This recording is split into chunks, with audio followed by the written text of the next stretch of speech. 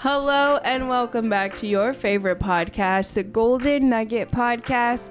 I am your best friend and your host, Anna Golden, joined by some of your best friends. We're back in our normal spot, you guys. Back and better. We're bad. Kayla, you have not been on for a few episodes. I know you guys missed me. It's bestie Kayla. The Nuggets were talking. They're like, we miss Kayla. Honestly. Kayla, but I missed you guys too. Yeah, honestly, genuinely. We've been gone for, I don't even know how many episodes. Like Two or three. Yeah. 2 or 3. It's felt like so long, though. 3, yeah. It has. Like, since we've actually been in this room recording. Missed him. This is home. This is home base. I feel a little more like casual. I'll not lie. Like the first interview that I did with Rita, I've done 1,000 podcasts with Rita, by the way, and just podcasts in general. I was so nervous, like interviewing somebody. Oh. I know. I was like, ooh. Golden Nugget goes on tour. She wasn't ready. I literally am just like. It was Nashville, Atlanta, and then Dustin. So. I want to be a better interviewer. You guys can give me tips. Honestly, it's We're an in art. a community to grow. It takes skill. It's truly to an get art. what you want out of the person is like. There are a bunch of TED Talks out there that really help About out. interviewing 'cause people? It's literally an art. It's like journalism. Yeah. I have so much information. Here's my thing of like, I guess we're just talking about how I can grow as a podcast host. I always want to get to like the bottom of someone's story. Yeah. But I also know that you can't get to the bottom of someone's story like every time, especially when there's like a topic. Right. Like with Todd, I know that a big request from the Nuggets have been like a worship leading 101 kind of thing, or like how to start worship leading, or those kind of things.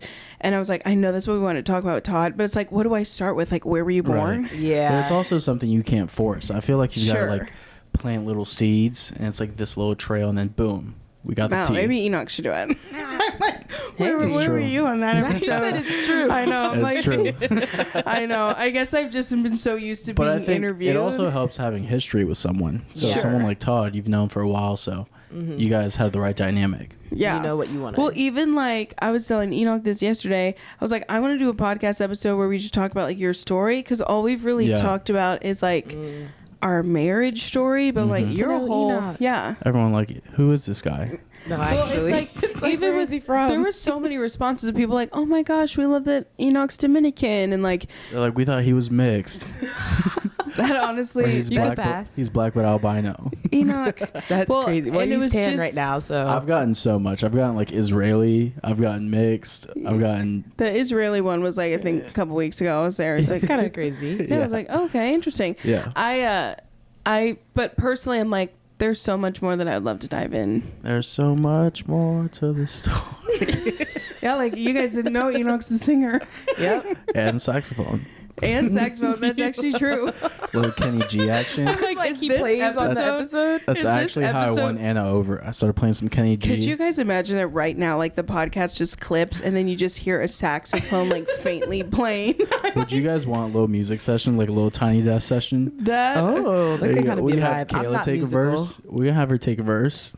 Kayla, singing? you said the other day you felt Low-key. like you can't. If we're really gonna get into it, I won't lie. I can actually sing a little bit. There's haters and doubters out there. Sure. Listen, me and But- Kayla, Same with all of us. me and Kayla now work kind of like in the same vicinity. Yeah. And I'll hear her sing all Oh, throughout the day.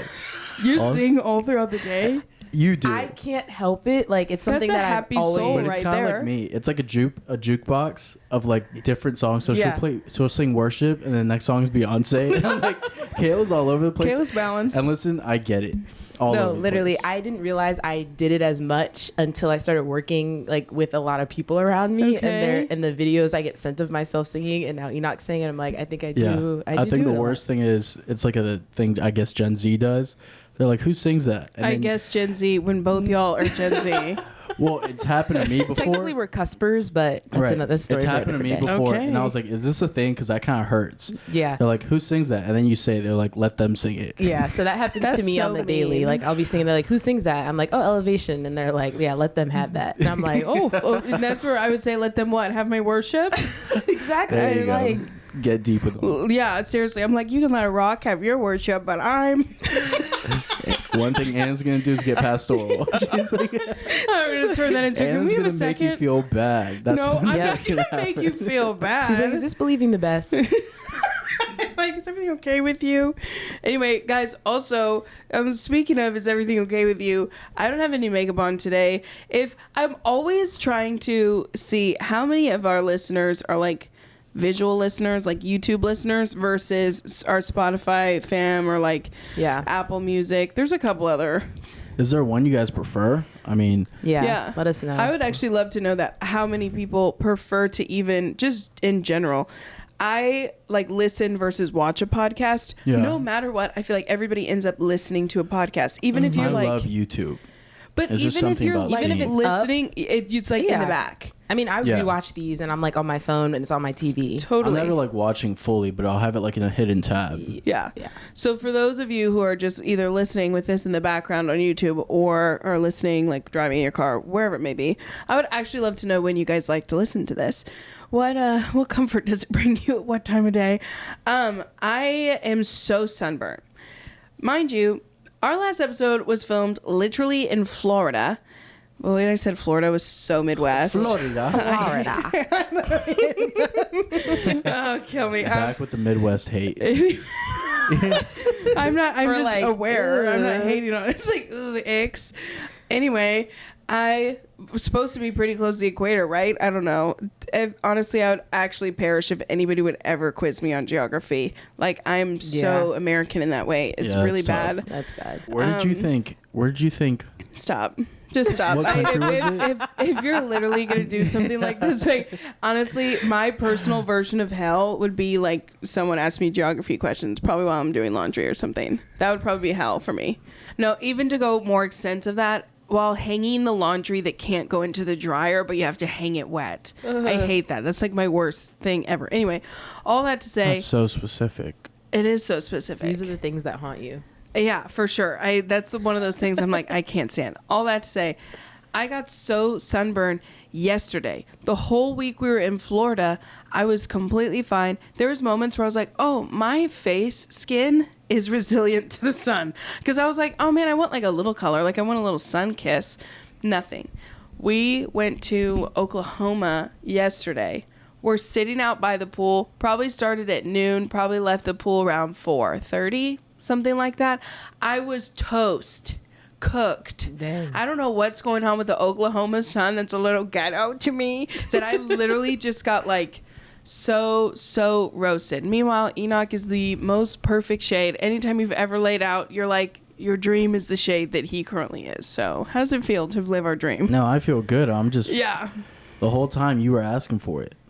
Okay, I did. It's like she wanted to get cooked. Then she gets cooked and she's like mad at the sun. Okay, I didn't want to get this level of cooked because here's the thing. Have you ever had a sunburn that actually feels like a burn? Not like a sunburn burn. No. But like a burn, like if you were to put your hand on the stove and that kind of burn, that's currently how like my nose and cheeks feel, to where like if you barely touch it, it's like that. Oh. So that's currently why there's no makeup, all the feels. Yeah. I've realized that it is a light form of sun poisoning. I'll have Enoch, I've gotten sun poisoning to a very extensive degree. I was in Australia, I think it was like 2018. We went to like Bondi Beach all day. Also, fun fact about Bondi, you cannot swim far out like at all. And I'm used to like American beaches where nobody's going to tell you to like swim in. They've got them sharks. Yeah, there's like shark nets. Apparently I got really close to one and they're all screaming at me and be like, get back towards the shore. Tough. And they have like great whites and stuff over there. Soul surfers. So, okay, not Bethany Hamilton. Guys, go to movie. I 100% thought that was always going to be me. I was like, I'm going to get bit by a shark. But it's like, would I survive? Like, would I? You just have to like hit them on the nose, right? And then they'll go away. Isn't that like a thing? Yeah, or poke them in the eyes. You're in their element. Like, is that going to happen? I'm also just not a trying good to like swimmer hit them in the water. First of all, water is like resistance. It's going to be like the slowest. I'm going to be so honest. If I was in the water like I'm like, my heart's beating fast right now thinking about this, and a great white is beginning to approach me. The last thing I'm doing is getting in my stance. Yeah, I'm starting to punch pray, it. and I'm starting to be like, all my life you've been I'd faithful. actually leave to be with Jesus. Yeah. Like I think me and the it's Lord over. are close enough to where He's Yeah. like, I'm gonna go It's ahead. at that point where There's it's a like, piece- I'm gonna I take love you Father. up. There is a piece about it. I think Yeah. in my most terrified moments, at least in the recent years, knowing the Lord, Okay. where I've been like, if it happens, it happens. See, Yeah. There's no, a piece about it. I think you guys are missing it here. I think the Lord will take me you before. before. I'd But I'm like to like- think that I have like to enough. spray for the pain. I like to think That's that how I have I enough feel. history with the Lord that I don't even have to go through that or something. That's 'cause- how I feel whenever. Think about if you were like hanging off the side of a building and you have to have like extreme upper body strength. I already know Yo, like I'm cooked. That is my worst So fear. I'm like, hey, like Falling if from the I, heights yeah, of if I'm gonna anything. fall from a height, it's at that point where I'm like, I know the Father, like I know where I'm headed, so I'm Run sorry to my to the family. Father. See, that to me is not as scary. Like Wow. a being hanging That's off one of like my a my tall. palms are literally sweating. You guys- as we're speaking. Okay, but in the deep blue ocean, having a The shark. ocean does terrify me. Well, I don't just go 'cause to I the found out ocean. we've only discovered like 10% of it. Well, also What? And it's it's like, like, do you see the creatures that like they find these days?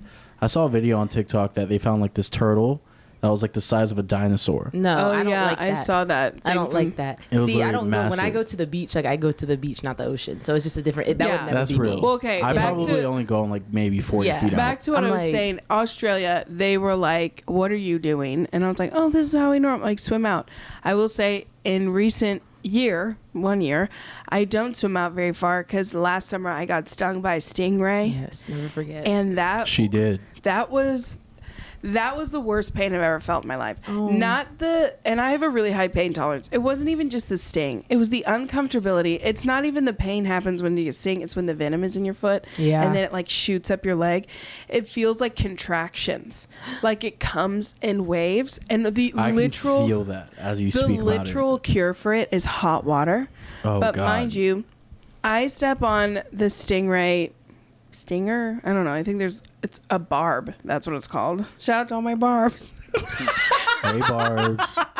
That's what they call like Nicki Minaj's Yes, fan fan, base. yeah. Oh, dang. I thought you were talking about the Barbie movie. No. Barbs. So Let's talk funny. about female rap. I've never heard a song. Okay. Well, that's Well, tough. here we Maybe go. we should dive into that a little later. Here we go. You're missing out. Anyway, all Am that I? to say, Yes. underneath my foot, I like feels like a stick went through my foot, and I was like, ugh. And then getting on the beach, sand. I already hate sand. Sand's now getting into your wound. Horrible feeling. And then I had to walk what felt like a mile. I mean, in reality, how many yards was it? I'm not sure. But then I had to walk like up a really steep hill and like all these different things. And that's the moment in my life. It's like I would never want to relive that ever. But I normally used to swim out far, but not anymore. Anyway, back to the initial thing of what I was saying. Yeah, what are we talking about? I think I was talking about my sunburn Yeah, at your one point. sunburn. But I also have realized I feel like every episode Anna's talk about a wound.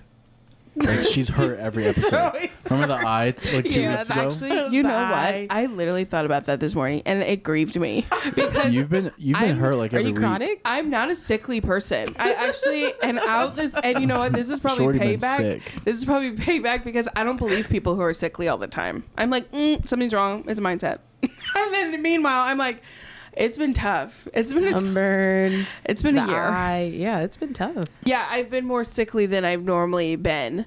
But I wouldn't even say sickly. It's just like things happen like that. Anyway, I was talking about this Australian sunburn that I got, okay? Okay, get At on the with it. beach. Sorry guys, I'm just getting lost in conversation back home. I'm a little too comfortable. I'm not nervous interviewing someone. I'm yapping. Miss Anyway, Yap a lot. when did that turn into a saying? I don't know. It's like everything. Like Now literally. it's everything. It's everywhere. My Everywhere. sister's like, "You're a D1 yapper." I'm like, "What?" D1. Draft the number 1. Honestly, that'd be me. You yap a lot. I could literally I could be literally- talking to someone who like died 5 minutes ago and wouldn't notice because I'm like, I thought anyways, about this like 2 days ago. Like it takes me at least till like 10 a.m. to yap. And it's like at 5 a.m. already like, I need like a tall glass of cold water. I need a know. shower. I need some coffee. I'm I need always to like, talk when to are the you Lord. ready to talk to me? Because I'm ready. Well, I also wake up I'm like- realistically at like I'm like 3:30. moaning and groaning until like 10 a.m. Literally. I'm like, 3:30? Are you okay? Probably not. It's probably I'm sick. lack of sleep. I'm not sick right now. It's just a sunburn. Okay, everybody gets sunburn in the summer. All this to say, I'm going to have Enoch put in a picture of what I looked like in Australia. I never realized what happened. That next day, I wake up. I just remember, like, coming to, and I think I was on, like, a rollaway bed. You know when you go on a vacation with a bunch of girlfriends? Like, a bunch of girlfriends, and, like, they're all a little bit closer than you are, and then you end up on, like, the couch or, like, the bed outside, and all the girls are in beds. Oh, it's so tough. And also, like, Australia wasn't, like, a lot of AC, so it was just fans, and we were there for, like, the Australian summer. Blistering. No, thank you. Blistering heat. good. Anyway, so I'm on my little rollaway bed. At this point, I think my face was just like so. This is why last night Enoch was like, "You want to do face masks?" I'm so scarred by this. I had a sheet mask, like one of those masks that you like put on your face that are like, whatever. Anyway, I was like, "Oh, this is gonna help, like relieve some of my sunburn." And like pull it off in the morning, and I wake up. No. And I'm like feeling my lips, and my lips feel like puffy. And I look in the mirror, and I guess I only looked at my lips. Like, that's literally the only thing I looked at, because I was like, my lips feel so weird. I was like, oh my gosh, like, my lips look so swollen. Looks like I got lip injections. I was like, this looks so good. Don't look at the rest of my face. I don't know. I was just so early. It was stupid. I walk in to go show my sisters in the other room with one of the girls. I think it was like Connor from last week's episode. I walk in, I was like, Liz, look at this. And she was like, oh my gosh. And I was like, what? What's going on? She was like, have you seen your face? Insert the photo. My whole face is swollen. One of my eyes is quite literally swollen shut. I looked like a monster. And you're like, my lips look good. I was like, oh my gosh. It was so bad. The worst sunburn I'd ever had. I thought I had allergic reaction to something. Come to find out, it's just sun poisoning. Like really severe sun poisoning makes your face just like swell to the... I couldn't even touch it. It was so painful. But I was also like in Australia. All the other girls were like, we totally get that you want to stay at the house today. I was like, who said I was going to stay at the house today? Aren't we going to a concert tonight? I'll never forget. Yeah. I went to a Lainey concert like this. And it was like, we were there, like, a bunch of our friends were friends with them. So we all, like, went out afterwards and we're all, like, hanging out. And I will never forget, I can't remember who said this, but one of the guys that was there was like, you're so brave for coming out like this. And I was like, not brave. You're so brave. He's like, you look horrible. That's literally extreme FOMO. No. The fact that you didn't stay home is crazy. It's actually crazy. I'm in Australia for, 2 weeks? I'm going to miss out on, like, it was like a harbor concert. It was so stunning. Everything was great. The only thing that looked bad was me, and I didn't see me all night, so I felt fine. But I was literally You're like, secure. Yeah. Oh, and then it was a conference I did like a year later, or not even a year later, a couple months later. It was for a conference. This was maybe in like March or something. So then in June, I saw, and Aiden King was there too. And he was like, Anna, you look so incredible. Like, wow, oh my gosh. I was like, what? And everybody from Young and Free was telling me that. And I was like, oh my gosh. All you guys remember is that I was like swollen as a tick. Everybody thought I'd like lost so much weight. Crazy. My face looked they're like, oh my God, you look incredible. I'm like, I look the same. I don't know why that got me so good. Yeah, I'm like, this is actually what I looked like. And you know what? I got to see how everybody would treat me if I was a little swollen. So all that same sunburn right now.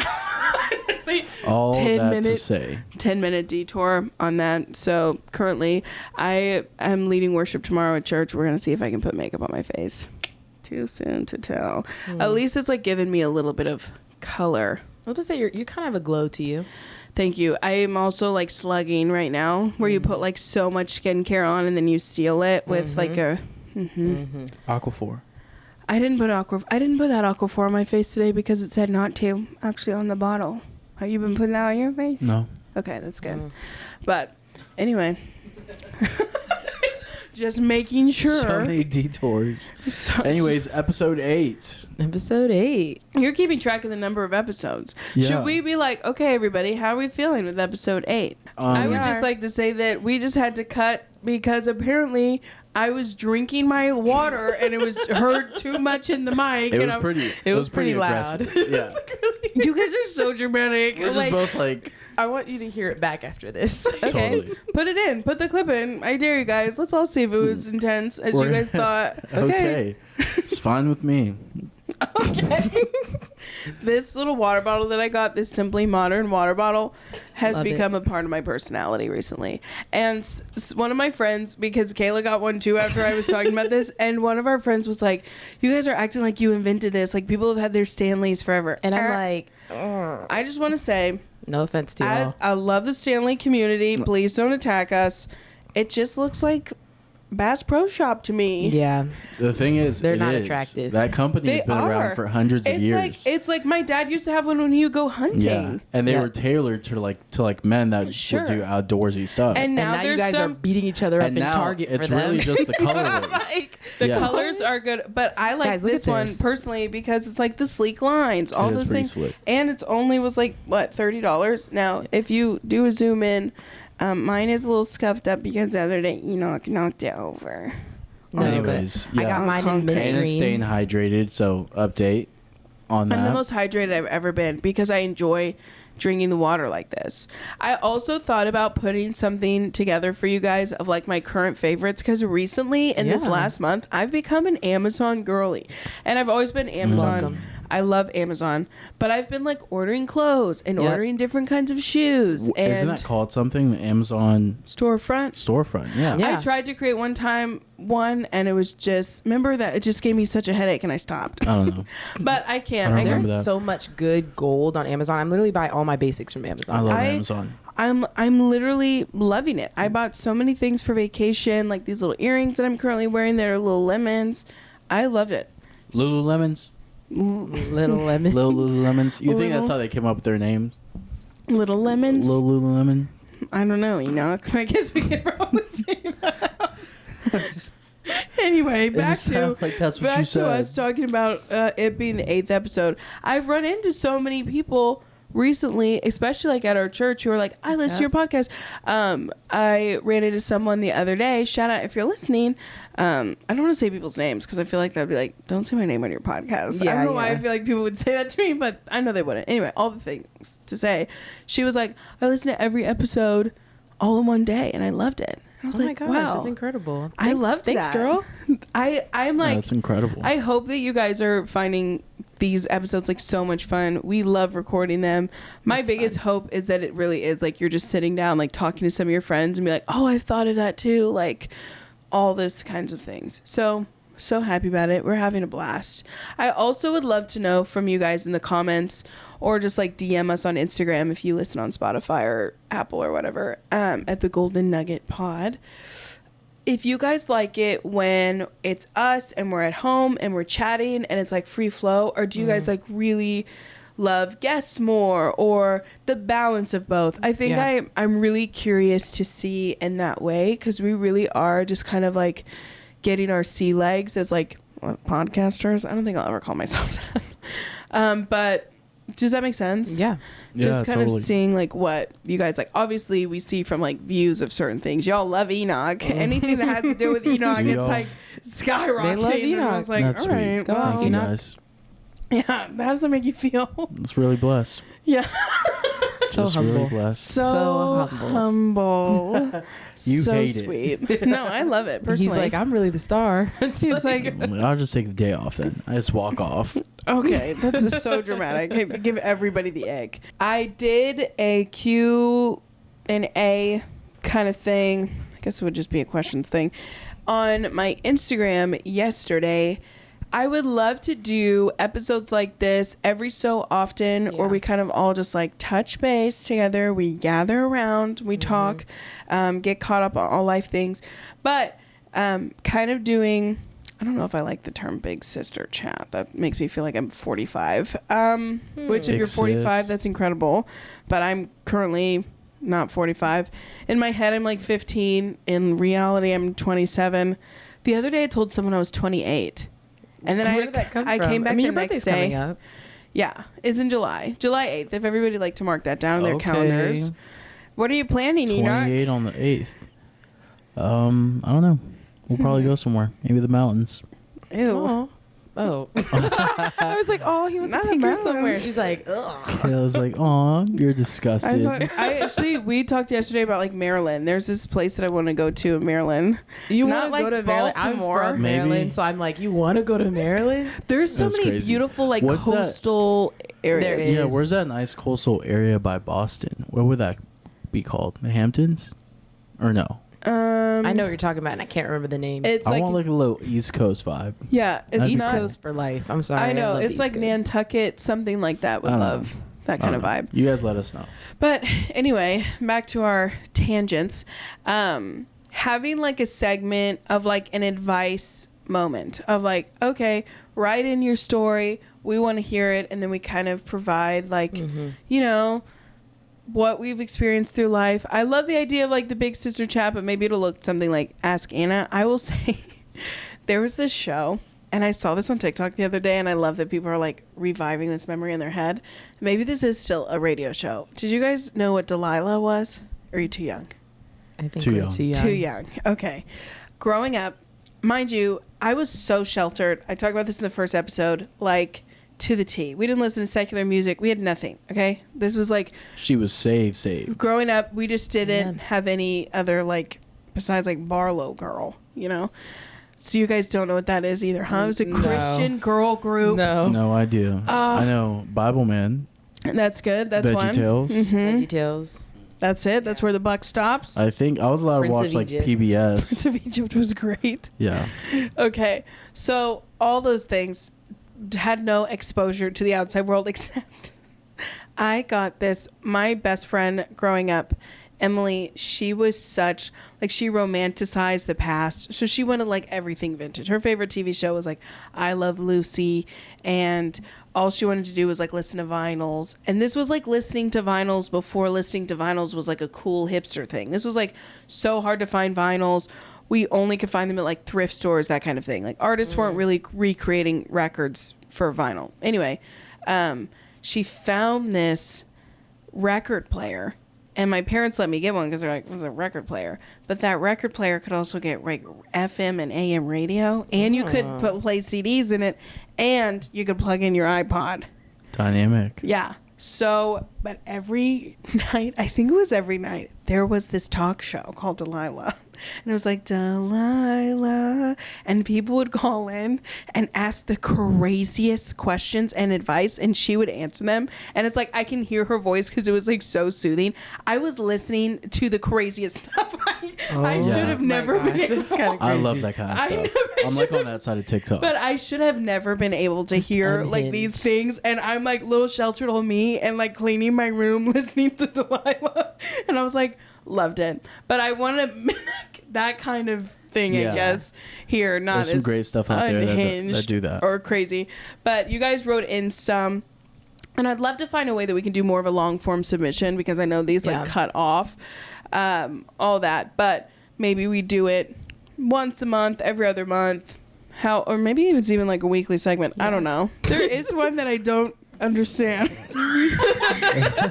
I'm gonna ask it to you guys Okay, and go see for if it. you guys Let's Are you do it. ready? I understand didn't it. know we were doing Yeah, this. I'm ready. We're all Like, answering. Lord, We're give all us answering. wisdom. Oh, guys, I'm Amen. like, hey guys, Let's I'm go for 23. it. I got all the advice for you. No, Yeah, I'm joking. 24, Listen. figuring it out, but I've got some praying advice for though. y'all. Let me tell you. You guys act like I'm over here like 104 Yoda. They're like, oh well. No, like we don't either. think that. She thinks that. She's like, Kayla's a Anna baby. can I'm answer like, it. What's a fight you had as kids that you laugh about today? wow. So thought this was don't think, advice. I don't think everybody understood. Okay.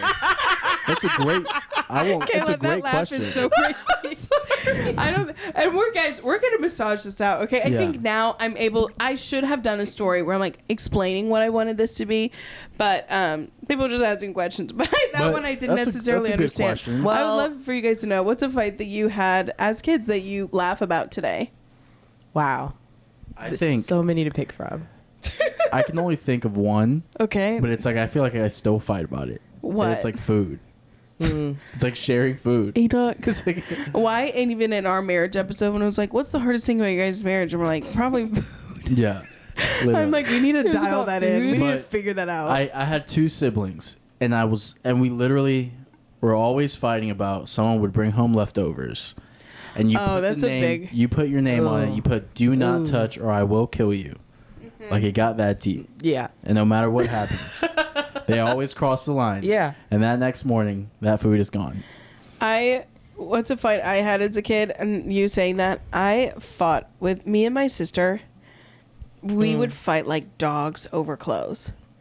Like, and for some reason when you have a sister, you're like entitled to wear their clothes. Like Yes, you're like 100%. But the biggest thing for us is it was like when we would get something new. And it was like, I got something new. Like, you can't wear that for at least 3 wears, right? Or it's like, I haven't even been able to wear that yet. And why do you have that on? Oh, it would be like, and I'm casual about it right now. We would sob. We would scream at each other. We would like rip clothes. It gets intense. No, it was actually so bad. And then like growing up, our bodies fluctuated a lot. So I was bigger than her at some points. She was bigger than me at some points. And then it was like the biggest cut you could ever be. It's like, you're stretching that. Oh my God. Dang. Oh, horrible. We kind of have those fights nowadays. I feel like Honestly, I will say that is a great convenience because we both wear the same size like pants. We figured out when we went on our honeymoon that we could fit into the same size jeans. So honestly, like when we buy stuff now, like girl math, it's all 50% off. Yep. Because I'm like, it's Not always, because we don't always have the same style. This is a double side. Like this is a double wear. Well, we just got like these jean shorts that fit us both like a glove. Honestly, they look incredible. Enoch and I at the store is like an episode of the Sister of the Traveling Pants. We're like, wow, these fit me perfect. It's like, wow, these fit me perfect. This is incredible. Yeah. I mean, not all the stuff up top we can share. Like sometimes it'll be like, he'll be like, oh, I want to get that size in that shirt. And I'm like, oh, I feel like I want to get that a little more form-fitting. But we find a compromise. You pretty much just said I'm bigger. Well, yeah, of course you're like you're broader than me. You're way broader than me up top for sure, and your arms are bigger and all those kinds of things too. All the things, yeah. So, yeah, honestly, it's a great plus. We don't fight like I did with my sister over clothes. That would be crazy. That's real. There are times where it's like. We did get this one crew neck from Abercrombie. I did have worn it on one of the shows, on one of our episodes. The first episode. Yeah. And I wore it out the first time, and she was so mad. I was just like, oh, what are you doing? You wore it on the podcast. I was like, I just ordered a special pair of shoes for that. I saw that crew neck and was like, okay, these red flats, it can go with the jeans. And then you wore that sweatshirt like 10 days in a row. Yeah, because honestly, I know the exact one because I'm thinking about it right now. I'm like, it's a fave. I hyperfixate on clothes. Do you ever go out and buy a shirt and you're like, this is going to change everything for me? That's how I feel about those new cargo jeans that I just got. Oh, I love those. Yeah. Everybody's like, those are so cute. I'm like, I know you've seen them 3 times this week. And you're going to see them again. Well, I'm also a big believer in like wearing something brand new. I had this friend for the longest time who was like, I would buy something new and they'd be like, wait to wear that. I'm like, wait to wear that? I'll wear it out of the store. I'm like, change me out of this and see me in this every day for the next 10 years. But don't you feel like sometimes there's like a wasted fit? Like you could have like put that on for something a lot more exciting. That's where I'm like, wear it again. That's like I wore something really cute last week to work, but then left early. And I was like, so I'm going to wear it on Sunday because it's like no one saw it. Yeah, that's I am me. like that. Lizzie McGuire, you are an outfit repeater. Me. Anytime I Eve, especially McGuire. That's a quote from the Lizzie McGuire movie, the very beginning. We watched that in Rome, remember? Oh my God, that's so and iconic, right? Iconic. And then Ratatouille in Paris. Oh my gosh. And then what did we watch in France? We watched The Princess Diaries. Princess Diaries. It was Enoch's first time watching it, mesmerized. Iconic. Enoch's a little too happy about Anne Hathaway. I'm like, all right, I get it. She's a crush for me too, but we watched that movie Idea of You. I love my Anns. Enoch. That is crazy. Hey. That is actually so crazy. You look grounded from the mic. Get it? Because your name is Anne. I get it. So I'm Why the same, am I in trouble? I'm the same level as Anne Hathaway. You're my to favorite you? Anne. That's how it Above should be.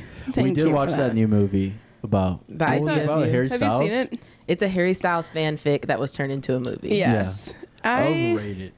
I saw so many reviews of people who loved it. I'm Anne Hathaway stan. Me too. I think she's Retweet. stunning.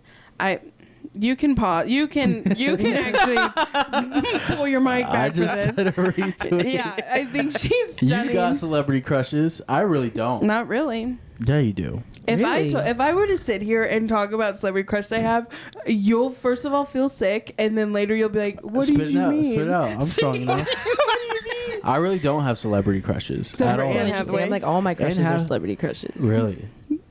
Which ones are yours? Honestly, right now, I'm just kind of obsessed with Theo James. Theo James. Who is that? Oh, okay. Yeah. I know Yeah. what you're talking about. The guy with the really big lips. What? He has like really big lips, Is that right? what you're looking at? Talking about the guy from Creed? No way. The He guy was from on Divergent. He was on episode. He was on White Lotus. Yep, White Lotus, Divergent. He has a new show on Netflix. Him and then like, of course, I feel like that's what he's known for. Like big lip. Like he Really? looks like I he has just- lip injection lips.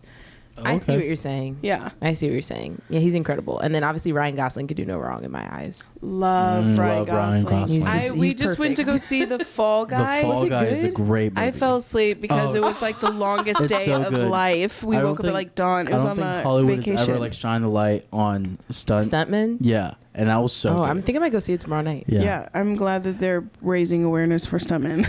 Now, yeah, like on TikTok, they're talking about like they deserve Oscars and stuff because it's like seeing their lives is so crazy. Wow. Wow. Mm-hmm. Incredible. Okay. The fact that he played a stuntman and had stuntman in the movie Yeah. is kind of crazy. Anyways, your celebrity like- crush? Spit it out. No. I also just want to preface my celebrity crushes do not equal my actual type in real life. I just want to put that out there for Oh, the okay. world. It's She's actually fine. my like, type I just is want you to know the gates are open, not just my those type people. is actually the opposite of those people, but I'm just put that out there. That's real. For the That's real. viewers. Okay, I can go back to our questions. We got so derailed. I don't even know how this started. I don't even know how I got on Anne Hathaway. Oh yeah, because our Yeah, honeymoon. I mean, yeah. Yeah. You answer a question, take 50 turns. So It's okay. Next question. Honestly, I love that personally. Makes life a little more fun. All right, one more question. One more? We have Yeah. so many. I mean, it'll probably take 20 minutes. No, we'll go faster. All right, let's go. How do you deal with being... I can't laugh while reading this. Sorry, I'm just laughing Let me because, read it. because it's like 20 minutes. How do you deal with being misunderstood and not fitting into places and people groups? Oh man, that's such a real question. I feel like growing up, especially if you're an artist or a creative or even like a 4 on the Enneagram, I'm not, but I know that this is a shared commonality here, is like you feel like you're never understood. Especially if you grew up being different than even like how your household was. When you find friend groups, it's that constant like, oh, do I fit in? I think that's something that I constantly have to lay before the Lord, even now.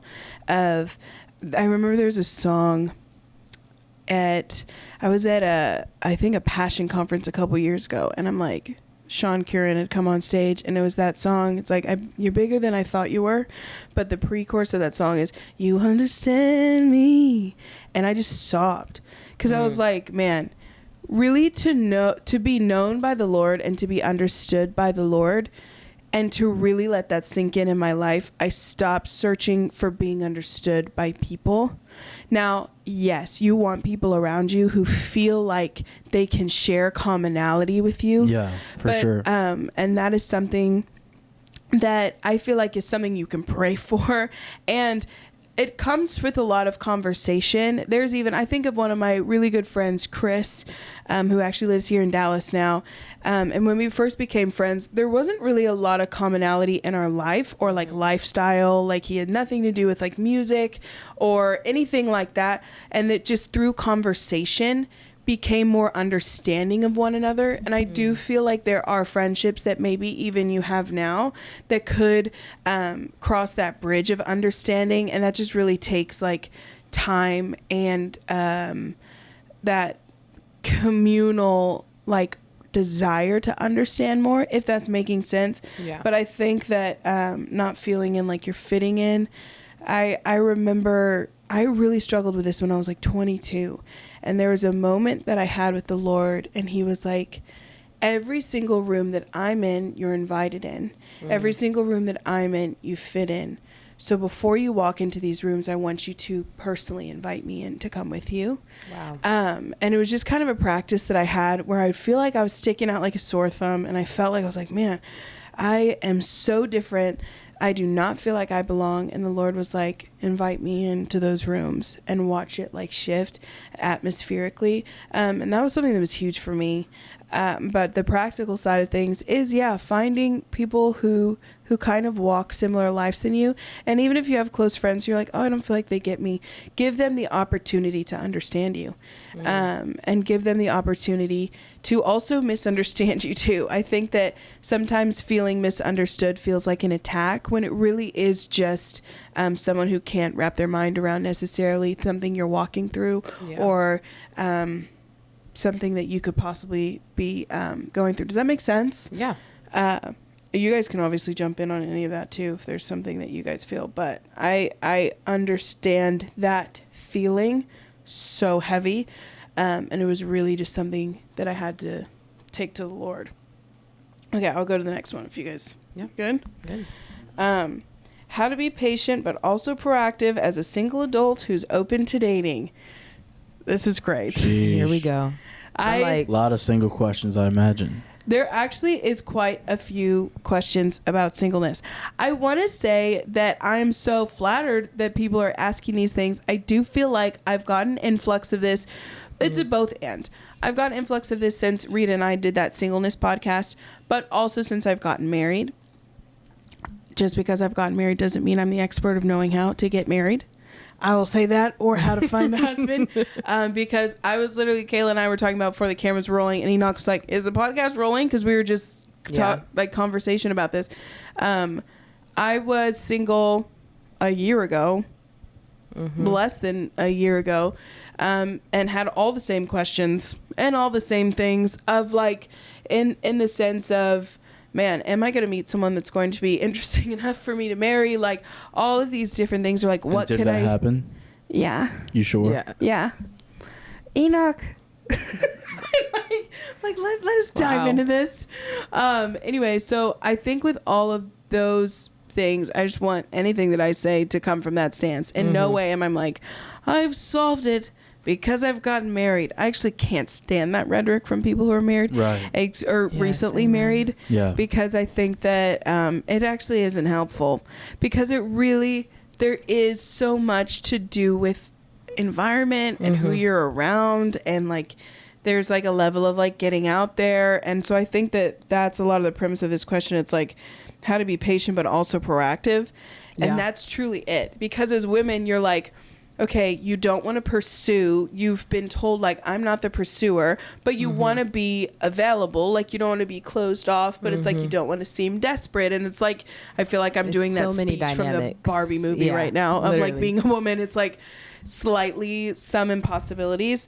I would just say that have the peace of knowing that the Lord's timing really is his kindness, that the Lord's timing is something that we can trust. And in that, I love the proactiveness. I love like keep a big friend group, hang out with mixed group of people. Don't close yourself off of like, I'm waiting for my husband to throw rocks at my window and be like, the Lord told me you're the one. The Lord could also bring the one from someone who's in your friend group that one night everybody was hanging out and your eyes were open to them.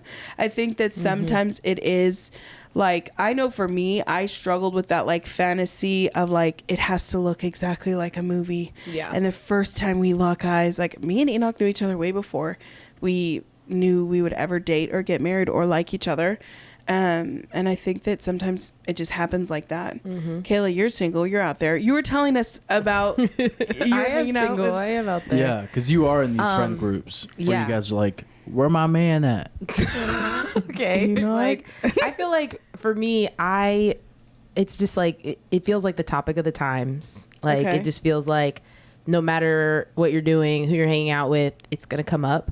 You were saying you were hanging out with girls last night, and there was just so many different dynamics. Can you talk about that? Yeah. Okay. So like literally last night I'm hanging out with, and everyone's just in such a different place. And like here you have like a group of girls ranging from like 21 to 28, all single, all in different stages of life. And it's like, you know, honestly, there was some people who were like, I'm making a pact. I'm going to speak more positively about men. Okay. Because they're like, I feel like my negative talk of men suck, all men are bad, why are men like this, is like super like overgeneralizing. That's for sure not going to do Attract good a man. things. Yeah, that's not going to attract. That's when not you're going to get out you a here. man, ladies. Exactly. And I Enoch, personally, tread lightly. Enoch's like, guys, Yeah. I'm personally on the like more positive streak of singleness. I really feel like if it's meant for me, like it'll come to me. Like I don't like to like distract myself with things that I feel like aren't going to be for me. Yeah. I also feel like once you're married like for the rest of your life. You have this person. So like I'm personally the one who's never really in the rush, if that makes sense. Yeah. But there's just so many dynamics. Like some people say things like, you know, feels like I'm 28 and I'm single and I'm going to stay single. And it's like, it's just so many little thoughts. I feel like a lot of them can be negative thoughts that creep in just from like society or from different things. Totally. And it's like, and you're thinking about like if you want to have children naturally and your biological clock. Yeah. I think those are things when people are like, take your time. You're like, okay, well, the reality is there's windows of time here. That's true. Yeah, and that's not true. to be insensitive to those things too. Yeah. But I do think, for me at least, the perspective was, I want a relationship that's healthy, that's for me, and I'm not going to just have a relationship to have one. Yeah. And I think that it is that difference of like, I could have gotten married when I was 20. Like, I could have married the person I was engaged to, and just life wouldn't have looked better than it would have in the last 7 years that I was single. Mm-hmm. So I think that having that juxtaposition of like, man, when you've been in a bad relationship, first of all, it helps you really not take a good relationship for granted. Mm-hmm. But it also helps you not take singleness for granted. Yeah. Because there are so many moments. I know there's another question in here, and it was advice on what to do while you're waiting on God to bring you a husband. And I'm like, have the best time. Yeah. Yeah. There are so many things in Yeah. life that you can only do when you're single. And there's so many things in life you can only do when you're married. And I'm like, do all those single things right now. Like, go on all the girls' trips. Not that you can't do that when you're married, but the dynamics Right. look different. I'm like, live with other girls. Like, have roommates. Those are certain things that I'm like, I can't, that's not something I'll do anymore. Like, there's so many experiences. I'm so happy that I had Yeah. those years when I like that I'm not married too. Yeah. And I think that if we glorify too much relationships, we'll get into relationships that maybe aren't even edifying to us just for the sake of being like, well, I got married. And I don't think that that's the win. I think the win is following the Lord and being fruitful in that. And seasons of singleness is also fruitful. Yep. That's not just something that happens when you get married. So I would just say, like, even with Kayla, I'm like, you get to have so much fun. Like, go on dates, get to know people. Don't cross lines, don't cross boundaries, don't say things you can't unsay or do things you can't take back, but have like great times and make amazing memories, and build strong friendships. And that's something for me that I'm like, singleness is still, it can be so great, but it really is like, I love what you're saying. Like, you've decided like, this is my perspective on it. Right. Yeah. Yeah. I'll say another thing about the like being proactive thing that you were saying just about like getting in friend groups and things. I feel like there's like kind of two sides to the coin, because just want to speak to like general, I don't know who might be listening to this. I feel like a lot of times I hear like, oh man, I like really want to be with someone, but then, you know, also having like personal accountability, like looking inward. Like if you're just in your house, I see so many memes about this online. It's like, if you're just in your house, like, he's not coming to your door, knocking on your door. Like that's not. Rich that's not Wilkerson Jr. talks about this a lot, and I love it. He's like, ask people to coffee, like go out on dates. Yeah, like approach that guy. Be like proactive. But then there's also the side of like, which this would be me personally, is like, I have no shame. So I'll be like, if I like someone, I'm Kayla like, will literally just. I'm like, hey, do you want to go out? Hey, do you want to do this? So like, also like having that balance of, okay, 'cause I know I'm a girl, so I feel like sometimes I have to pull back a little bit. let him try to lead, which can be really hard for me personally. So I know that can be hard for other people as well. But I feel like it's finding that balance, like going out. I feel like I try to put myself in a ton of friend groups. At our church, when I first moved here, I was like, I want to meet someone. So I joined like 17,000 Connect groups. And I was just like, she did. And I'm like, things like that are great. Like serve at your local church. Yeah. Watch and that also brings great friendships. There are also questions on here about friendships that we'll get into. Mm-hmm. Serving with people. Some of my favorite memories that I have like in my whole life are with just serving with people. And if you're like, oh, like, well, I'm serving in my church, but I have a really small church and it's the same people. Serve at a soup kitchen. Yeah. You're like, you know what I mean? In your city. Go on mission trips. Like, do something that gets you outside of yourself that is with other people, and you'll realize like the bonds that you can build. But I think all of that is great. But I did want to just say that disclaimer about like, I do not in any sort of way feel like an expert on this area. Because I've had those conversations of like, will I ever find somebody? Am I just supposed to like be single for the rest of my life? And that's what this looks like. Like, I've had those moments too. So I don't ever want to make it seem like I was like, I've always been so secure in this. I've always had it all together. No. And seasons can change so fast. Yeah. And I think that there was actually one question on here, and it was like things that you wished you did before getting married. I would say I wish all those moments that I was anxious about this, I could have like been more peaceful. That's genuinely great. Like it's real. Like a little more trusting and leaned in a little bit more in those seasons. Cause there are like from the simple fact of what I was saying, like I had so many girl roommates at some point, and I'm like, I'll never have that again. Like have those moments, like relish in the times where it's like, okay, I won't be able to do this after I'm married, or right now this is the only time that me and all my friends will be single or have no kids yet, and just make all the memories in that way. Really, it genuinely. And I think once you do get married, you do realize, I think we touched on this in one of our episodes, you do realize the impact of prior relationships. And there are moments where I think I don't think I've really talked about purity on here before. There are a lot of things that I was able to hold on to like wait till marriage. There's some things I wasn't. And I wish that I would have more.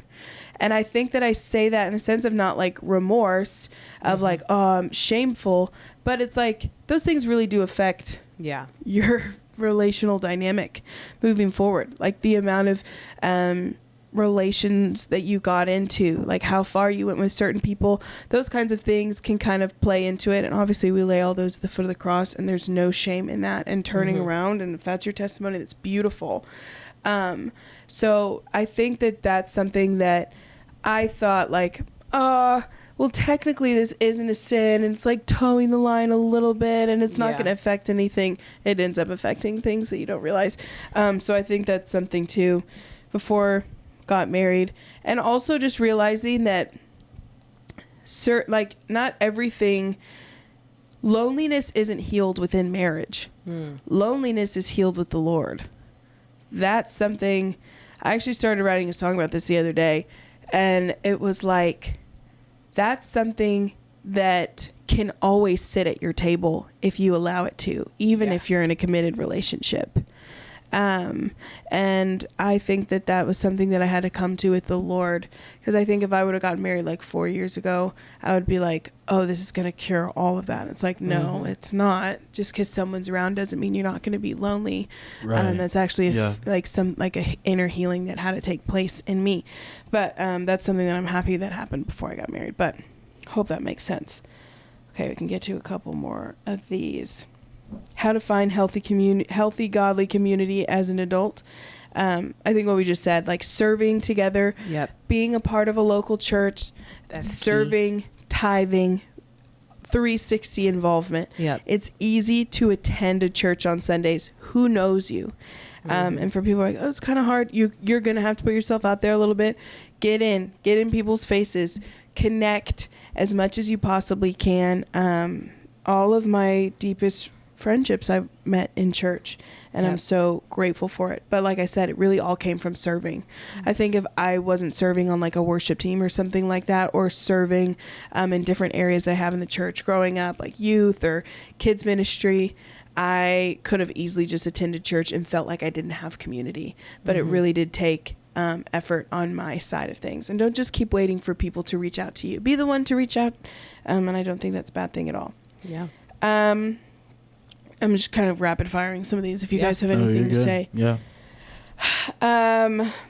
How do you trust that the voice you think is God really is God? Wow. I would encourage you to listen to the podcast I did with Rita Springer. We talked about this a lot, just like learning to trust the voice of God. And as long as you start to exercise that muscle, the clearer it is, just as you enter in any relationship.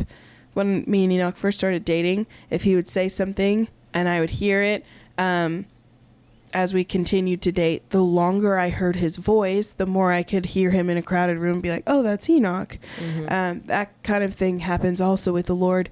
You start to test and approve his good and perfect will, which it says in Romans 12.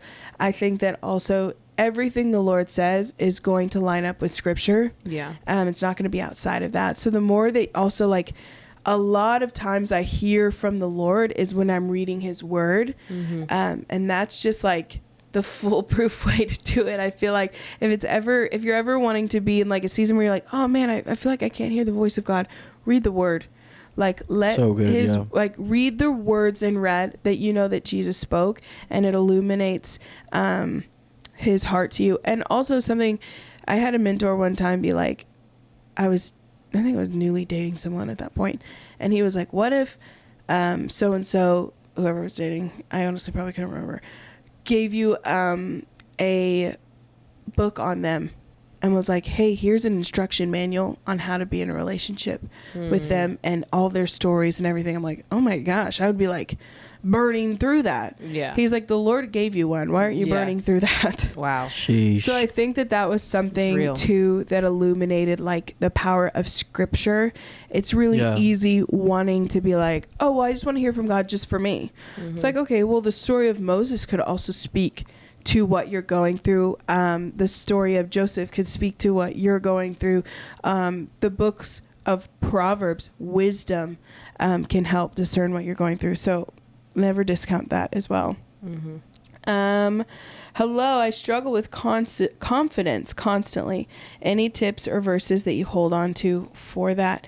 There's actually, and I will somehow figure out how to put this in, maybe a download link. There are these affirmations that I do that are rooted in Scripture, and it's all those like, I am the head and not the tail. I'm above and not beneath. I'm the righteousness of Christ.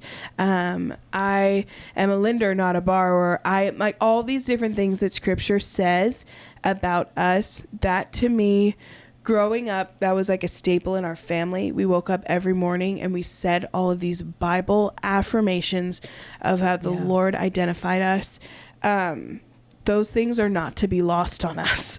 I think those things, that's truly where confidence comes from. And then surrounding yourself with people who build up your confidence. I think as women, sometimes it's easy for the social norm of conversation to be tearing each other down. I'm so grateful for women in my life who are like, hey, you're speaking more down on yourself than you normally would. And start to call that conversation out. I think that's like huge. Wouldn't you agree? Like you can definitely, there are friends that you can go to, that you can be in the pits with, and they're friends like, man, they always make me feel so good about myself. And that's, first of all, be that friend. Secondly, surround yourself with those people. And then the third thing ought to be like, limit your social media time. For sure. That takes so many hits on our confidence that sometimes I think subconsciously we're unaware of. I find myself like seeing things on social media and I'm like, I hate my house. I have no clothes. I have nothing cool. Do you know what I mean? Like, it's so easy to fall into that. So easy. It's like, my skin looks horrible. Like, these people's skin is perfect. And you know what? You start to just compare. And I don't think that it's like this vicious thing that we naturally compare ourselves. I think it's just like, you see something and you're like, oh, I look like that, or why did you just don't know it because you don't see it. And I think the less that you see those things, the clearer your mental can be. Yeah. So good. I feel like I'm just talking so much. If you guys, I'm sorry, I'm just going through all the things. Advice on not letting ministry / circumstances / friendships change you. This is, I could go so many ways with this question. Yeah. Right. I would say we are called, I'm going to start this answer probably more interesting. We're called to be the most like Jesus. So I think we should always be changing from who, I think right now in society, it's like live to be the most authentic version of you. And I think the most authentic version of us is because we're made in the image of Christ, is to be the most like Christ. So with that, I think all those things should constantly be changing us to be for the better like Christ.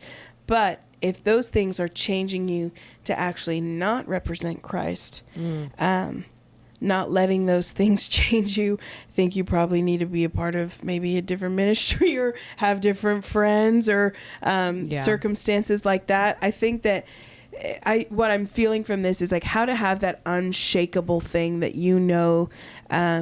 God's called you to be and who you've been.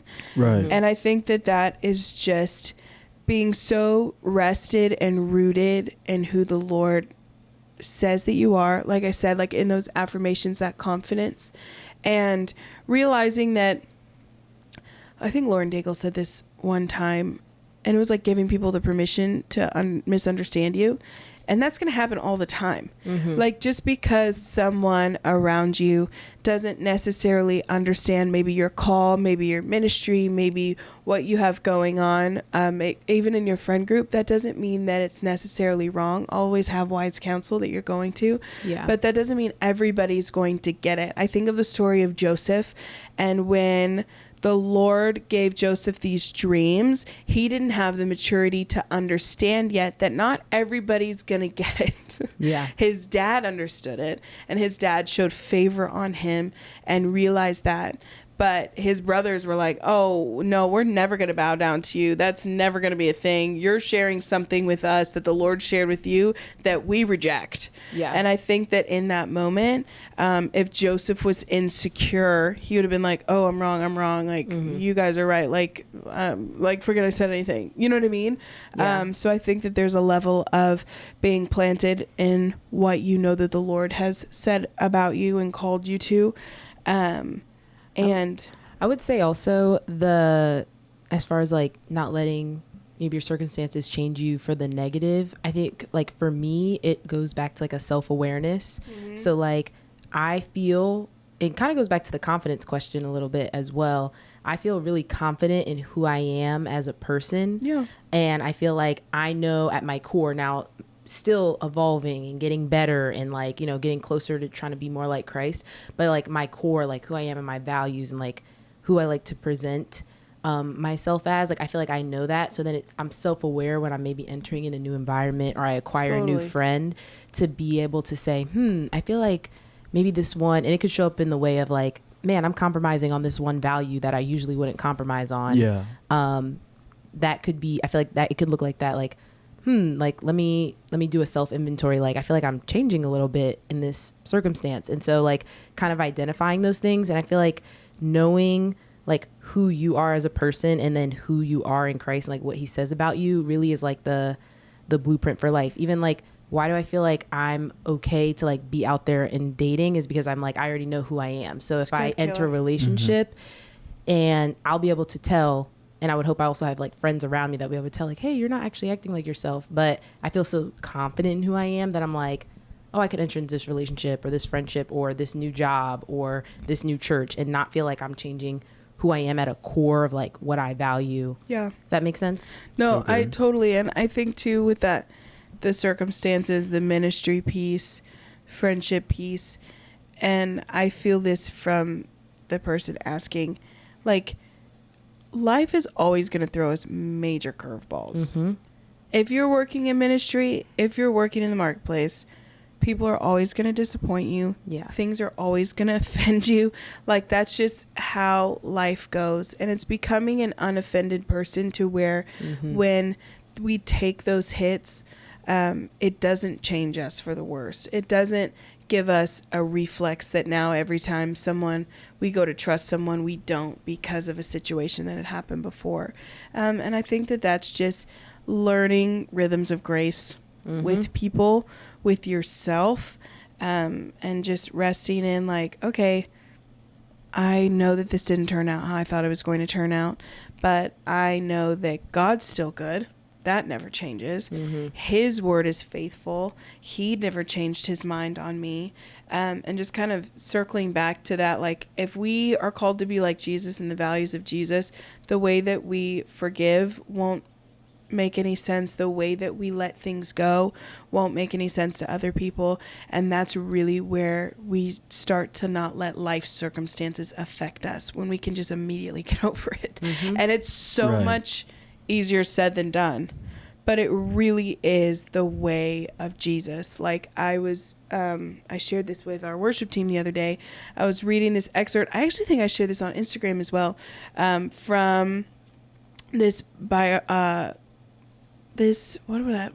am I not a biography? Why am I not thinking of how this was said? Anyway, it's a study through the book of Revelation, and it's called Discipleship on the Edge. And in one of the chapters, it was talking about the way of Jesus looks foolish to the world, but we're not to see things as the world sees things, which we've heard that a lot. But it's like loving foolishly is actually the call of Christ, because what looks foolish is actually the Lord's way. You think of like New Testament, it's like turn the other cheek.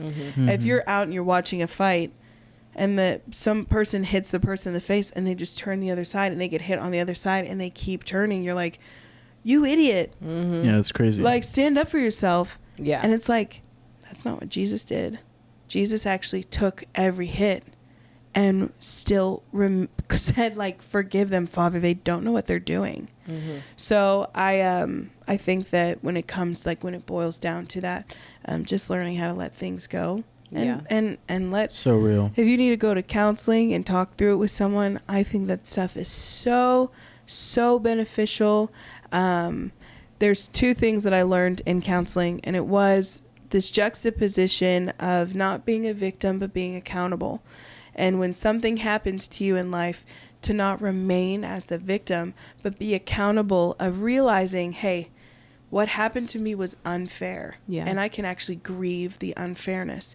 But the accountability side says, I need to actually move on from this so I don't perpetuate the same cycle of what happened to me to have it happen to others. Anyway, all that to say, I think we had like one or two more. My brother wrote in one. Guys. Sweet. This was an advice question. My brother wrote, what does the peach rolls mean? This is going to get a little more lighthearted here because I feel like we've been in the depths. The peach rolls. Peach rolls? You guys, I grew up in a very funny family, okay? Here's the thing. We grew up homeschooled, all of me and the rest of my siblings. There was 4 of us. We were all homeschooled. And my oldest brother, John, was so outspoken and got us kicked out of almost every single homeschool group for doing something, okay? So then we were like running down to the wire in St. Louis. Not a lot of homeschool groups would take us anymore. And then my mom, we had a family meeting, and my mom was like, we're going to have a signal that it's like, if I say this, that means what you're saying is out of line. Oh my gosh. And it will be like, stop talking, like in the conversation. And that's like, my mom was gonna have a secret code word. That the code word was the peach rolls. I'm like, Mom, we're all gonna be in the middle of a conversation. You're gonna say the peach rolls and nobody's gonna bat an eye. That all of us shut up. I'm like, yeah, that's crazy. Yeah, I'm like, how does that actually work? But you know what? You gotta love it. Kathy, how many times do we hear the peach rolls in our life? You say that in our household and it's like we twitch. That's so I love the lightheartedness of that, though. Yeah. My family would have been like, just shut up. Yeah. Oh yeah, my mom. It's like, my mom grabs the leg. She did not want to be embarrassed. So like, gonna be like, sorry for my kid. I feel like so every tough. mom had a face. Like my mom had this face. And was like, Yeah, so many moms did. yeah, and I was just like, gosh, that face, getting that face made my stomach sick. How do you pick outfits for worship leading and balance modesty? This is a great question. I actually am going to have one of my really great friends and stylists on the podcast very soon, and we're going to talk all things ministry, fashion, modesty, like how to pick outfits for stage, because that's so different. Like purity and like the normal sense of like how you dress is a whole different thing than like stage, because you're thinking of well, that looks see-through because we have so many lights. How high is the stage? Is this going to look short? Can people see under this? All those things. I would say one of my favorite hacks is I wear a bodysuit under everything on Sundays. It helps things not be see-through. It helps certain things not be seen. All those things. And I'm like such a Skims fan. Skims for life. Yeah, we wreck her here. Yeah, Skims like full coverage bodysuits. You just throw that on. You don't even notice under your clothes. If you want to go like a little tighter with it too, it'll suck in, which we love. Crazy. I listen. Give a little waist. Give a little waist on a Sunday. That's so funny. Okay, and then we'll do one more. Advice on purity and singleness. I would love everybody to answer this question, actually, because we've all been single and all those things. I would say accountability. Everybody's going to say accountability, of course. I would say to have a goal in mind. Like, have the goal of, I think for me, what was the healthiest thing is I had this vision of like, I know I want to wait to do this until I'm married, and I want to present that to my husband as like, I want you to know I've honored you in this way at all this time. And for me too, like I am such an emotionally connective person. I think growing up, it was always like, don't have sex. That's wrong. That's a sin. You're going to die if you do. Like my youth group was pretty intense, which I feel like most youth groups were in the 90s. But there was never explanation behind it. And I was such like, when I understood something, it was really easy for me to apply it to my life. But I was like, not that I questioned that it was wrong. I was just always like, there's so much more to it. Yeah. Every single parameter that we have in scripture, I want to do a whole podcast about sin. I think I've had this on like our sheet forever. Every single parameter that the Lord has given us in scripture is for a better life. Yep. If you look at the 10 commandments, every single one of those things, if you break them, lead to a worse experience here on earth. After the sacrifice of Jesus, there was no longer, sin cannot separate you from the Father anymore. Yeah. That is not what that is. But sin can also send your life down a path that you now feel separation when that's actually a lie. So you think of like, even from the very first sin in the garden to now, like, I think growing up, it was like, even in youth ministry, we kind of glorified sin of like, oh man, like that guy before he knew how to sin before he got saved. Like he knew how to cuss. He knew how to get with the ladies. I'm like, I literally heard these things in sermons and I was like, okay. It made it seem like if you had a life of sin, like you were like, woo, party, having a great time. Lies. Yeah. All of that is a lie. Yeah. The better road is the narrower road. And saying that of like with sex, that was something that I didn't realize the connectivity that you have with a person after sex is so different. When you have sex with someone and then you guys break up, separating from that person is going to be so much harder. It is going to be a way more difficult process. You've now shared something that was not intended for you to share with multiple people. It was just intended within the context of you and your spouse and a marriage because it's safety there. And even if you start to study like the neurology of like a male and a female brain and what takes place during sex, and I'm not saying that if you've done this before that the Lord can't heal those things 100%, like you can be completely restored. I'm not saying that at all, but I'm saying I wish I would have had the context when I was younger of like, okay, well, here's why. Yeah. It's not just like, oh, sex is so amazing, but if you have it outside of marriage, you're going to die. It's like, no, I even had a mentor, a youth leader growing up who was like, sex was more fun outside of marriage because like the lure of sin was so appetizing. And I was like, what? Jeez. My God. I literally was like, and she had just gotten married. And I was like, that is so crazy. That's not the truth. Yeah. That is crazy. Not what you got high off of was lust. It was not what you think. So I think within that, just knowing that anything that the Bible says is off limits is not this like, oh, there's something better on the other side. When you tell a little kid not to go in the street, they're not like, man, it's probably more fun in the street. It's like, no, I could get killed by a car in the street. Right. But I think when you have lack of knowledge, you're like, oh, well, what could go on? What happens if I do eat from the tree of fruit, do eat from the fruit of the knowledge? And it's like, you already had everything, all that access before. But you're just listening to a lie from the enemy. Anyway, sorry. Now I'm going down the route of sin. And this person's like, I just wanted to have tips on purity. You're so crazy. I think on a practical level for purity, I feel like in dating is number one, to realize that having like those desires and things, like it's not like it's natural.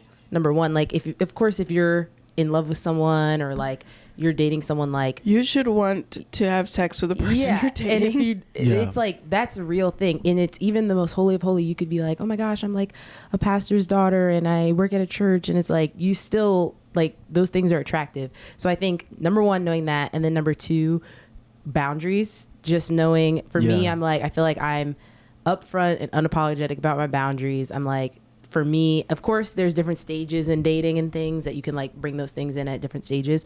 But I feel like just knowing, and it's different for every person, you know, everyone's self-control is different. Everyone's like, you know, convictions are different.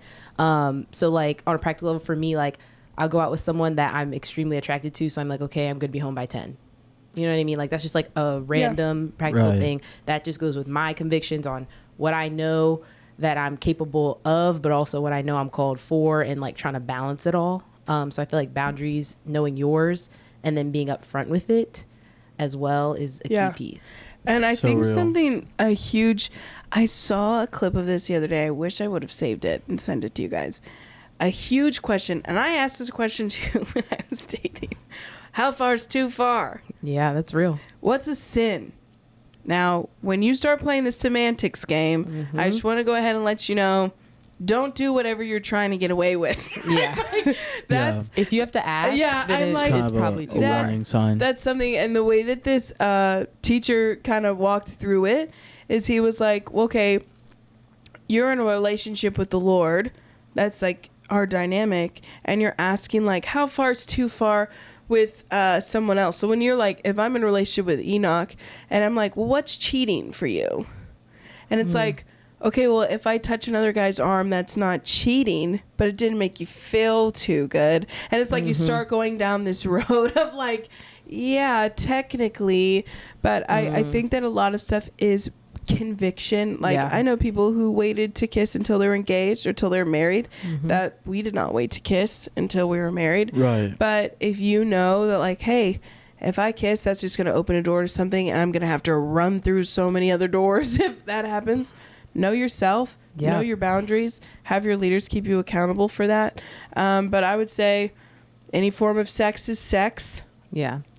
That's it. Which it's a controversial topic out there. That is a controversial topic. And I actually had a counselor tell me that before, and she was just like, same chemicals released in your body once you experience certain things with certain people. So you think you're getting around it and you're not. And I was like, okay, these are all like things to know. Anyway, we're getting into it. Enoch. No, that's good. Yeah. No, male perspective. I was just like think from a male's perspective. One thing that I think I had to deal with a lot was trying to navigate this isolated. And I think, you know, people say like accountability, all those things. But I think when I actually had guys around me that understood like where I was at and what I needed not to do. Like I had guys literally having my location, guys calling at midnight, you know, like my best friend was like all over me in the way of like, it was annoying at times, but it's like once you open that door of vulnerability with people that want the best for you, I think as a guy, that's great. I definitely knew what I wanted to do as far as purity, but there are moments where like I think you just black out, and it feels like if I'm not like Not like actually blackout. right, but it feels like if I'm not those desires just take over, and you feel like as a guy like I have these desires or I have these needs. Like I talked to so many guys now. I was talking to a guy last week where he was like, I know what right from wrong, but I have my desires, and as a man, like I've got to fulfill those needs. And I'm like, yeah, but it's like if like that's wrong, like why continue to like go down that road? And he was just like, it's just like so many other things that we carry, and people sin in so many different ways. Like, why is this sin so specific? Wouldn't you say cussing sin, or even drinking, That's or where even you're going. That's where you're going down that road of like just trying to the semantics game. Yeah, you're trying to kind of justify it a little bit. And it's going back to that thing of conviction. And it's like when like you're carrying that shame and that guilt that's like weighing down on you. I think that's when you take like accountability and self-awareness, like you said before, to know that like, okay, like this is what God has called me to do. Now what are some practical ways to do it? So I think when you try to do that isolated and try to convince yourself that it's okay, that's when you get to a place where it's like, Also, you know what I mean? Yeah, and I think that I don't want to sound harsh, so call me out if I'm sounding harsh. I think that with men, and I love this about like the guys that I'm around in pastoral leadership where I'm at, is it's like there's not an excuse. Like even when I was growing up, it's like, well, all guys in our youth group are probably watching porn. At least they're not having sex with women. What? Yeah. I think that that's something that it's like, no, hold yourself to different standards. Like don't go by the social norm. Like it really is different, and we're in a day and age where literally just living the call to be a Christ-like follower looks like the extremist. Right. Which is honestly so fascinating to me in society. Like we're so evolved in a way that it's like grace. I believe in grace. I'm saved by grace. Right. But that doesn't mean like the longer you walk with the Lord, the narrower the road gets, like the more you give up, but it's in exchange for something so much greater. Yep. Start changing the perspective of like, oh man, to live the call for Christ is just so much harder. There are things you give up. It's a better life. It's always going to be a better life. Right. Yeah. And I think that's where like we get in those conversations of like, oh man, I don't get to have any of these pleasurable things or like this. That's literally so temporary. The things that even like pornography does to our brains, to society, to what your sex life will look like inside of marriage. I love, Kayla, your dad talks about this so much about the first like sexual experience you had. Not saying that's with another person. It might have just been something you saw, a picture you've seen. Like psychologically, you go back to that every time you enter into anything sexual, even if it's in a pure marital like experience. So I think all those things play so much more into what we realize. Anyway, it's real. It's good. Those are just some of the questions. I love the range on this. Yeah. I mean. Yeah, I feel like, we're talking about clothes, childhood, leftovers, ooh, purity, ooh, and then modesty. I know. Some great questions. I would love that the conversation of purity doesn't feel so taboo, and it also doesn't feel so shameful. I want you to know, like, listening to this, we in this room represent all different range. Yeah, truly. All of us had a very different experience when it came to purity. None of us are better than the other person. None of us have it right more than the other person. Yep. And we're all walking with the Lord. We all have the same goal in mind. That doesn't mean tripping up. I love how intentional scripture is to talk about David. Of like, the Lord saw David and still said, that's a man after my own heart. And the Lord saw Saul and was like, nah. Right. Yeah. So I think that there's levels God of like, knows your heart. Yeah, like fight for the purity. Yep. If you trip up in that, run back faster. I think that if I were ever to tell myself anything younger, like to my younger self, it's like, run back faster. Yeah. Right. I think that would be the golden nugget today, honestly. So good. Is like, don't feel like you have to be that Adam and Eve and hide from the Lord. Yeah. Like Oh, you God. can run directly back. Bob Goff, one of my favorite speakers. He reminds me so much of my dad too. He's so kind, just like kindness exudes from him. He was talking about like when we feel far away from the Lord, because sin doesn't separate us from the Lord after the law of sin and death was broken over our lives through the atonement of Jesus. Yeah. And it's like, that isn't a separation that he puts there. We put that there. Yeah. And he's like, think of if you've had a dad, or if you've ever seen like a kid playing catch with his dad. If you're playing catch with your dad, and the ball drops in front of you, the heart of a father is to step closer. Not to be like, how could you not have caught that? It's like, oh, you're learning. I'm going to step closer. Right. Yeah. Like the heart of the Lord is to always step closer when we fail, when those things mess up, and help walk us through those things. So even if right now, if you're listening to this and you're like, man, I feel so convicted, that's the kindness of God is conviction. Yeah. Shame is never from the Lord. Yeah. Conviction is from the Holy Spirit. And what is conviction? Turn around, do something, change your ways. Yeah. It's never too late. You're never too far gone. And it's never too late for the Lord to rewrite that area of your story, especially in the sense of purity. Like we talked about that before we got married, and like things, how it's impacted afterwards. But the Lord has been able to redeem that in both of us, and constantly and forever will. And that's something that we're so grateful for. We love you guys so much. We're so grateful that you took the time to be here with us today and listen. Our hope for this podcast is always that you feel like you're just talking to a couple of your best friends. Please leave us any comments, any notes. You can DM us on the Golden Nugget Pod, for any sort of advice, questions, or life updates. We love hearing from you guys. We will have merch soon. We're excited about it. We're trying. Let them cook. Oh yeah, give us any ideas for merch. That's so fun. Yep. Even if you're a designer out there and you're like, oh, you're gonna have to fight for it with Enoch. Sure. Y'all got some good. It's like, did you just give up the designs? Yeah, that's fine. But if y'all got something good, we'll take it. Honestly. Yeah, we hating. love it. We're a community here. Yeah. You know. Like, take some off my plate. Okay. All right. And let us know if you guys get one of these. Cups. It's like everybody out who's listening is like, I've had a Stanley for 2 years. Yeah. They were actually on sale on Amazon when I got mine. Really? For How much was- $23. You're kidding. Mine was 30. There you go. Yeah. People out there killing themselves for Stanleys, so. Yeah, the Stanleys are so much more expensive. Just more expensive doesn't always mean better, you guys. Nope. It's true. And that's the second Golden Nugget. Anyway, we love you guys so much. Have a blessed week. We'll see you next Tuesday. Love Bye. y'all. Bye.